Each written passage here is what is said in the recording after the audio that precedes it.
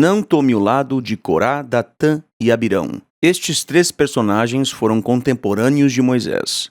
E eles passaram a defender que Moisés não era o único escolhido por Deus, mas que eles também queriam ser o canal de comunicação de Jeová. Eu vou ler para vocês então Números capítulo 16, dos versículos 1 ao 11, e depois a gente vai ler o 12 e vai fazer uma conclusão.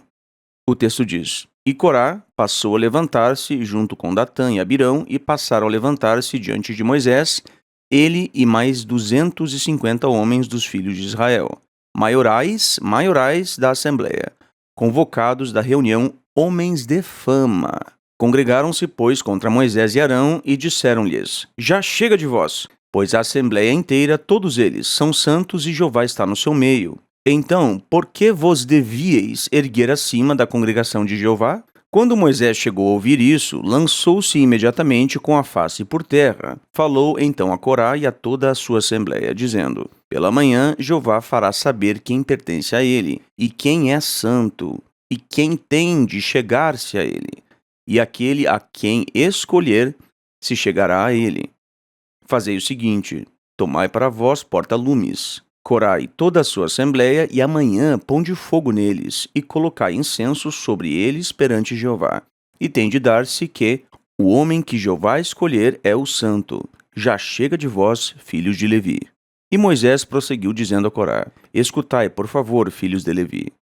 É para vós uma coisa tão insignificante que o Deus de Israel vos separou dentre a Assembleia de Israel para vos apresentar a si mesmo, para executardes o serviço do tabernáculo de Jeová e para ficardes de pé diante da Assembleia a fim de ministrar-lhes, e para te fazer chegar perto, a ti e a todos os teus irmãos, os filhos de Levi, contigo.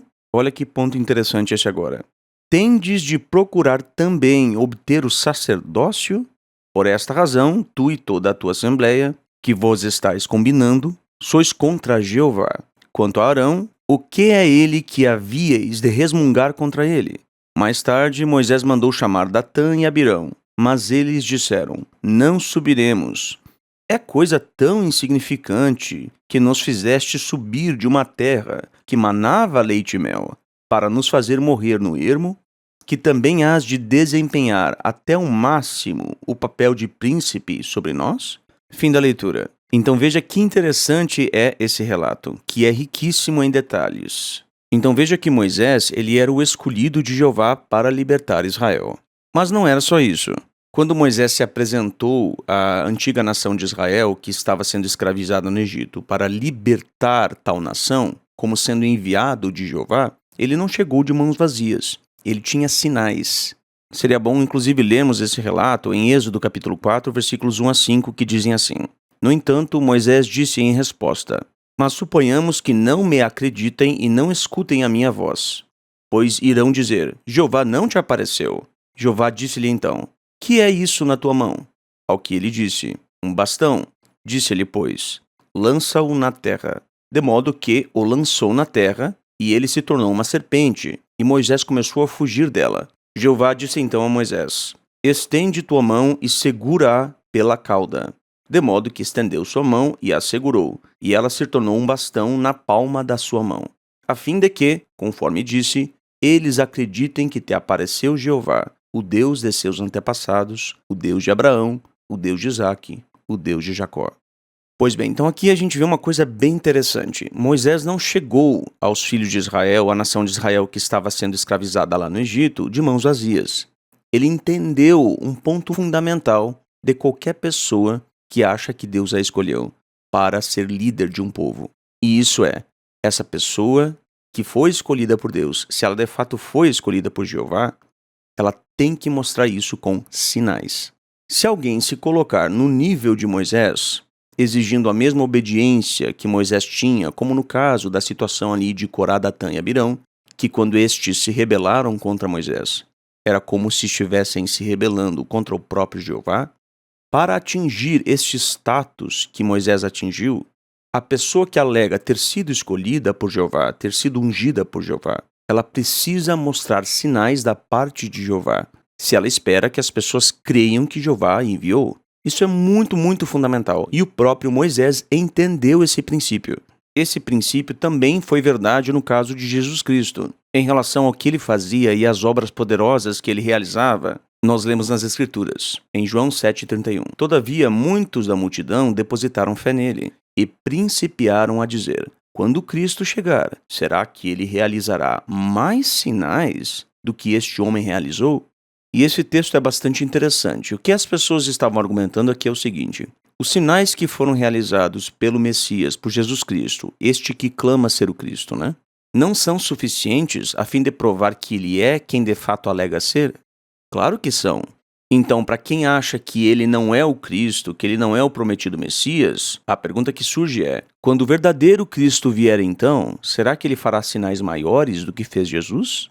E aí fica evidente que os sinais que Jesus fez, as curas, a ressurreição de Lázaro e outras ressurreições também, os sinais que mostravam que ele tinha poder sobre o clima. Enfim, Jesus realizou milagres no mesmo nível dos milagres que Moisés realizou. Por quê? Porque isso era necessário para que ele comprovasse que ele era quem de fato alegava ser. Se ele chegasse de mãos vazias e dissesse: eu sou o Messias, acreditem em mim, isso não teria valor. Qualquer pessoa poderia falar isso. Pois bem, mas o que é que isso tem a ver com Corá, Datã e Abirão? O ponto é que Corá, Datã e Abirão também viram os sinais que Moisés fez. Eles viram as 10 pragas do Egito, eles viram Jeová abrir o mar vermelho diante de seus olhos. Então não havia nada, além do que havia sido feito, que pudesse comprovar de uma forma melhor que Moisés era quem alegava ser, o escolhido de Jeová. Mas o que é que isso significa para nós? Vamos ler a primeira carta aos Coríntios, capítulo 10, versículos 1 a 4, que dizem assim: ora, não quero que sejais ignorantes, irmãos, de que os nossos antepassados estiveram todos debaixo da nuvem e todos passaram pelo mar. E todos foram batizados em Moisés por meio da nuvem e do mar. E todos comeram a mesma comida espiritual. E todos beberam a mesma bebida espiritual, porque costumavam beber da rocha espiritual que os seguia.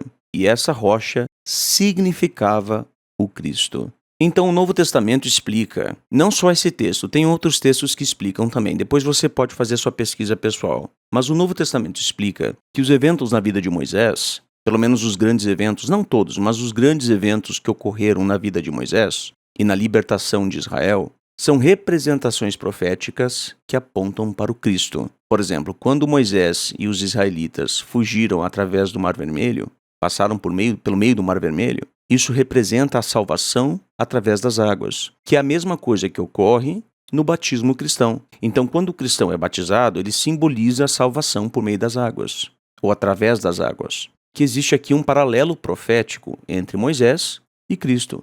E se você for ler a carta aos Hebreus, você vai ver que ali o escritor da carta faz vários paralelos, vários comparativos entre Moisés e Jesus Cristo. Então isso significa que Moisés era um tipo profético de Cristo, ou seja, várias de suas ações, vários dos eventos que ocorreram lá com Moisés, não que tudo na vida de Moisés fosse assim, mas pelo menos os eventos importantes. Vários desses eventos, várias dessas ações, possuem um paralelo profético com a realidade cristã, com aquilo que se cumpre em Cristo.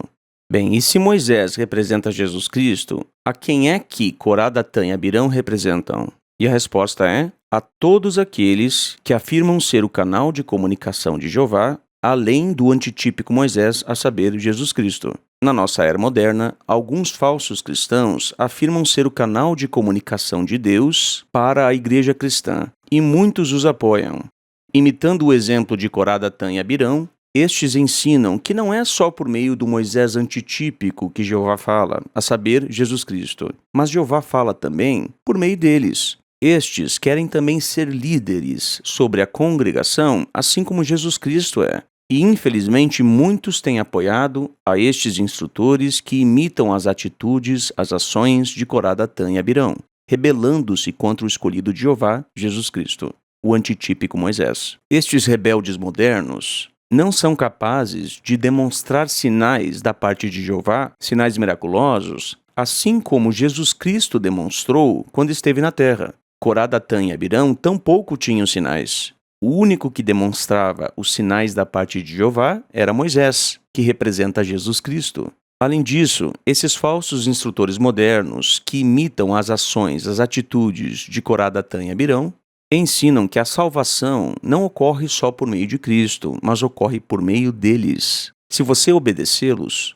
isto é, a cada orientação que vier deles, sem pensar duas vezes, sem hesitar, mesmo que não faça sentido do ponto de vista humano, você será salvo. Mas se você não fizer isso, você perderá a salvação. Essas atitudes e esses ensinos refletem a mentalidade de Corá, Datã e Abirão, que queriam usurpar o lugar de Moisés, que representa a Jesus Cristo, o nosso Salvador.